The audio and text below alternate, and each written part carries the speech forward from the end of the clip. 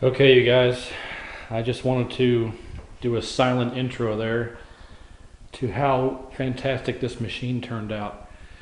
I put a link in the video description of what this looked like before I even got it. C. Tazi had this machine and he sold it to me for 200 bucks. I don't know what he paid for it. It's not relative to this. But he got it and it was completely painted black, and he stripped it off with citrus strip, but he couldn't get it any better than it appears in the video. So I would highly recommend going and visiting that video, watching the whole thing to see what it looked like beforehand, and then coming back and to this video, I'll watch the first 4 minutes of it and just see how much more, well, how much better it turned out. Because I spent 8 hours per side. The way I received it was the way that it ended up looking in his video, the one in the description of this one. The way it ended up looking is the way that I got it. And when I got it and finally got around to unwrapping it and getting started working on it, first thing I did was restore the control panel. And you can see by the control panel that it turned out perfect as well. This side is great. This is the original side. I didn't put any decal on this side. This is a decal that most of you have seen before in my decal lot video. He tried to strip the front here, and it was so bad that it ended up ripping off all of the original art. So I just got a decal printed up here locally, and it fits on here, but it's not perfect. It's a little bit too tall, and part of the top of the white circle wraps underneath the hinge, and then it wraps underneath the bottom. And you can see by how much it wraps underneath on both sides that I lined it up perfect with the wood. But you know, it's just absolutely negligible. So otherwise it fits perfect on there and it looks fantastic. So I've never seen a reproduction decal, any of them that I've ever bought, that looks as good as these do that I just got. So I still have to get coin door locks, and that's not a big deal. But yeah, go through and watch that video if you haven't done it yet, or if you're waiting until the end of this one, just to see how it was before. And it's just, I mean, before, I don't even want to try and rate it before and after, but you guys can come up with it before and after yourself. But even this side, I mean, look at this side. This side is immaculate also. There's a little bit of red on the W there that's kind of off, but otherwise it's just perfect. This is not a decal either. This is the original side. So it's amazing how much a little effort or how far a little effort will go for you. I spent 8 hours on each side of this machine going over it. And when I saw it and thought, wow, that side art's in pretty damn good shape, except for the black paint. Then he offered to sell it to me for $200. I'm like, hell yeah, I'll snag that up. I'll try my best to restore it, because it's not very often you see MK2 with the absolutely vibrant zero fade on the top. Both sides is fantastic. So,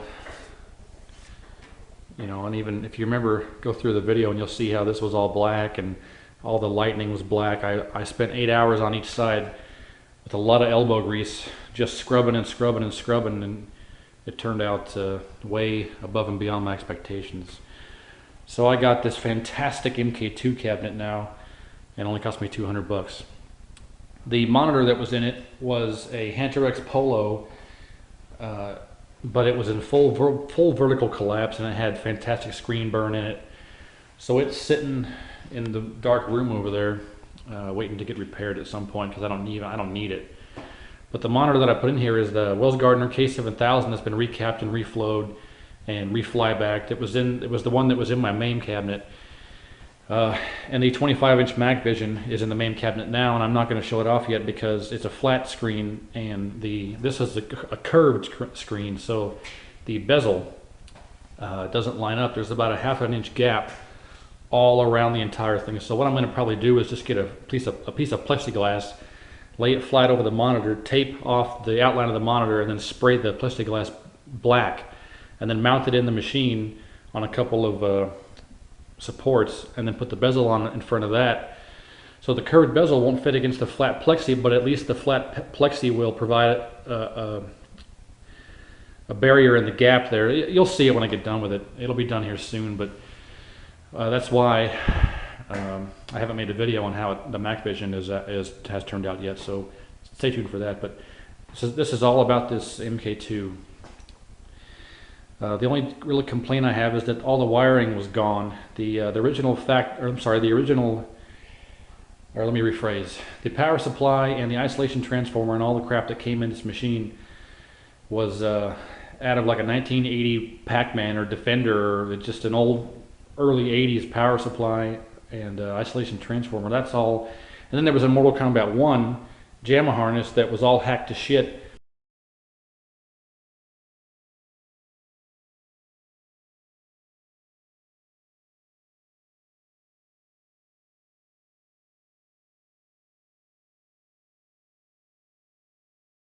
and I found out that this was originally an Area 51 / maximum force. And the reason I know that is because inside the machine there was a decal that goes on one of the ROMs for the board.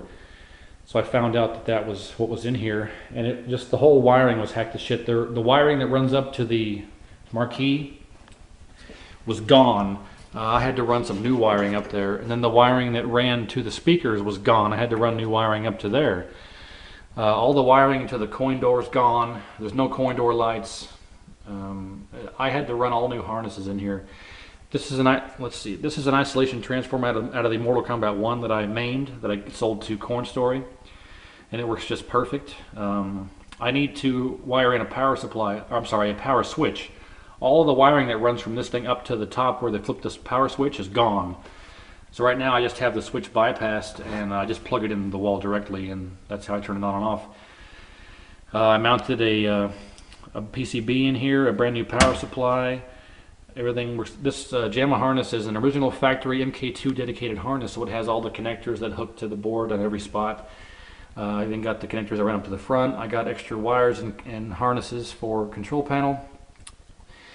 I got everything wired up for the monitor. The CGA cable is a bit short. It's kind of under duress here, but it's still okay. It's going to be all right. That's pretty much it. I cleaned everything up in here, vacuumed it all out. I didn't wipe it all down, but I vacuumed it out and got all the crap out of it. So really the only thing left to do is to wire up some switches up here behind the coin door for the service menu, volume up and down, and service credits, and then find some coin door lights and wire those up, and all that stuff hooks to that connector that's right there underneath that the hole for the coin lock. That connector there is what hooks to all those switches, and it runs here to the JAMA harness. So I'll find an interface connector for that thing and then wire up my own switches later. So after I get that done, all that will be left is to get the control panel all fixed up, and this machine will be done, restoration complete. So you know, I can't say it enough how well it turned out, but if you are waiting to the end of this video to go watch the video I linked in the description of this video, then that's fine, but you really kind of should have watched it before you watched this one. Either way, it doesn't matter, as long as you can see it before and after. But I'm blown away. My mind has been blown. My mind has been blown. I'm sorry, it's about 3 o'clock in the morning right now. I've been working on this thing for quite a while, and I have to get up in 5 hours and go see the doctor to get some blood pressure medication. So this stuff really takes it out of me. I'm trying to get all this stuff done before I have to go back to Afghanistan. I got about 2.5 weeks. I want to take my last 2 weeks and just relax and get all this stuff done. So I still got to build a MAME computer for Bulldog. Whoops. So I'll get my control panel done here soon. I have to go tomorrow, or today really. My car is still on the dyno. They were supposed to give it back to me yesterday, but the software they used to make the tunes and interface with the computer crashed, so I have to wait until Monday, which is tomorrow, to get the car back. So then I can finally get to Lowe's and get myself some wood and build me a new control panel for the MK3, and then clean this control panel up and fix it up. I got new buttons and joysticks for the MK3 and for this one. It's all sitting right there. So you know, I end up being long-winded a lot making these videos, but it's just looking at this machine here and through the camera lens, I don't want to stop looking at it. It looks so damn good. So I guess thanks for watching, and stay tuned for the final control panel and wiring for the coin door done, and I'll complete this whole thing. So, and then also the last part of the MK3 from MK4 conversion as well. So thanks everyone for watching and your support, and we'll see you next time.